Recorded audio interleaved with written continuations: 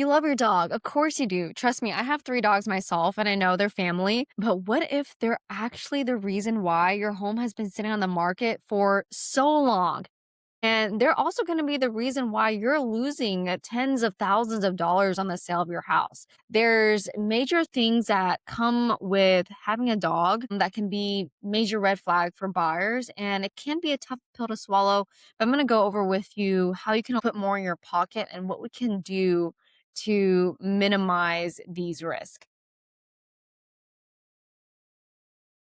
Okay, so you know that pet odor that you're kind of nose blind to because you've just been living in your house? Well, I guarantee you, when a buyer opens that door and the first thing that they're gonna notice is that pet smell. It's gonna hit them in the face.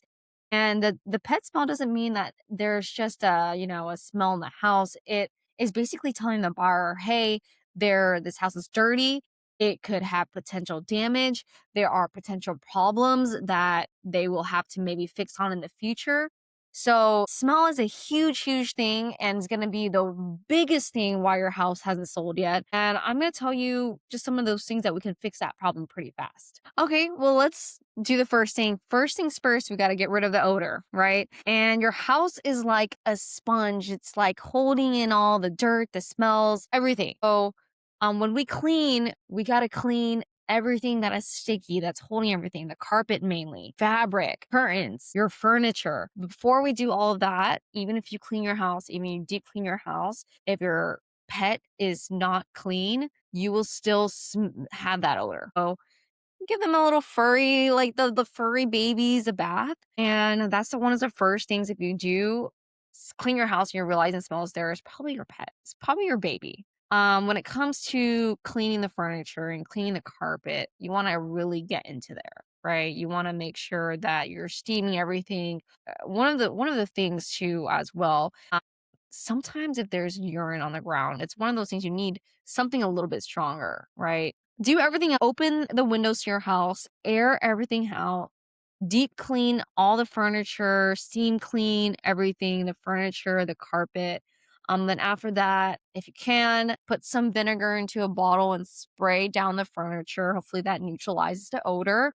And if you have to, then you're gonna have to rip the carpet, put in new carpet for the house. Trust me, this is gonna be a lot more than just having showings on top of showings on top of showings and getting no offers. Even when people are coming in, they can't take that smell. Okay, guys, 4 showings. Now that the smell out, 4 showings, it's very important. This might be annoying, but you're gonna have to make sure that you're vacuuming every single day. You don't wanna leave any pet hair behind. And trust me, I know when you're having dogs that shed, they shed like crazy. And then in the corners, there's hair and dust. So you're going to have to make sure you're not leaving a crumb of hair, a crumb of dust, because people walk in, they will have allergies. They will feel it and they will get itchy. So you got to make sure it's clean. Make sure you're dusting the house. And more importantly, and this will help for the smell too, if you get your HVAC vents cleaned out, and change the filter, it will really freshen your house because there's so much in there that has built up over time. And I found that just doing that alone brings a freshness back into the house. But for cleanings, please, please, please vacuum. You have to vacuum every single day. It's part of the cleaning process. Okay. And then now we have to get rid of, well, as much as you can, get rid of evidence you have any pets. So don't leave the clutter, the pet bowls, the slobbered water from drinking on the ground, the leashes. Make sure that's put away. And I know this goes without saying, but if you have a backyard or a front yard, make sure there are no landmines there. Make sure you're picking up after them so that when they're coming in, there's just not little piles everywhere, right? This is also a really big one. Even if you have a small dog, there's a lot of people that are going to be super, super terrified, right? They see like a dog barking at the door or a dog inside of the cage, even in the house, while they're walking through the property. It gets them uneasy. They don't want to stay in the house. And it just really makes them feel like they have to leave and can't take their time. And the showing experience gets very dulled down. And I'm telling you this because I just sold a house. It was like pretty much all the above, the urine on the carpets, the small dog greeting at the door. There's some people that just decided they wanted to leave before even seeing the house because there was a dog inside the house. And we listed a little bit below market just for the carpet, right? And we had more than 35 showings before we got our first offer. Mind you, usually our 10 showings usually produce an offer. That's about the average, right? 35 showings. And this was after midway, we had to do some of those adjustments, which is painting the house and getting some of the carpet ripped out and changed. So even the small dog being there doesn't hurt nobody. She doesn't hurt anyone. She's very sweet, scared a lot of people just barking in the house. They didn't want to stay and look at the house. That alone, 35 showings and the amount of times on the market was, stopped him getting the most for his house, for the size of his house as well. So I'm telling you, dogs gotta go. I don't care how cute they are. I know they're cute. I'll probably pick them up too when I come over. But they gotta go.